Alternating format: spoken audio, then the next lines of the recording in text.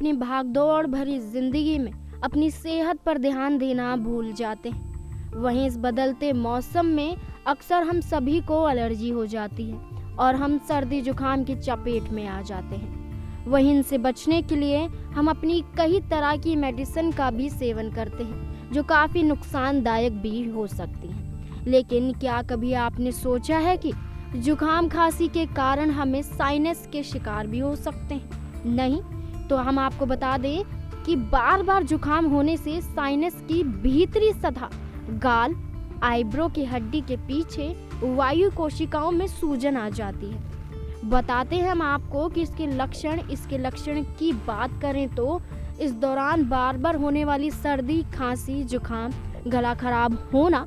वहीं इसके अलावा यदि आपको जुकाम का सही समय पर इलाज ना हो तो ये आगे चलकर एडेनोइडाइटिस, साइनस और टॉन्सिल की समस्या में बदल जाता है। इतना ही नहीं, यदि आप गर्म और दवाओं का सेवन करते हैं तो इन बीमारियां ठीक होने की बजाय ये बीमारियां दब जाती हैं। इसके बाद ये गंभीर बीमारी का रूप ले लेती हैं, जैसे कि दमा।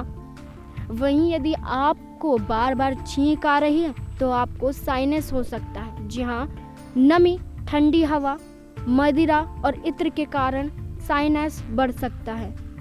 वहीं इसके अलावा आपको दमा या फिर नेसल पॉलिप है तो ये भी साइनस में बदल सकता है। इस दौरान जुकाम के कारण बंद नाक और साइन में होने वाली नाक की जकड़न दोनों के कारण बीमारियां हो सकती हैं। साथ ही आपको बता दें कि सर्दी जुकाम को 7 से 14 दिन से ज़्यादा हो जाता है तो बिना इलाज के ठीक हो जाता है और साइनस लंबे समय तक चलता रहता है। जानकारी के लिए बता दें कि इसमें मरीज के चेहरे के कई हिस्सों में माथे, गाल, आंखों के बीच दबाव महसूस होता है। ये थी आपका जुकाम और खांसी की वजह जो साइनस के रूप में भी बदल सकती है। जी हाँ, आपको खासा ध्यान देना चाहिए। अगर आपकी सर्दी जुकाम 7 से 14 दिन से ज़्यादा हो जाए तो आपको डॉक्टर से सीधा संपर्क करना चाहिए।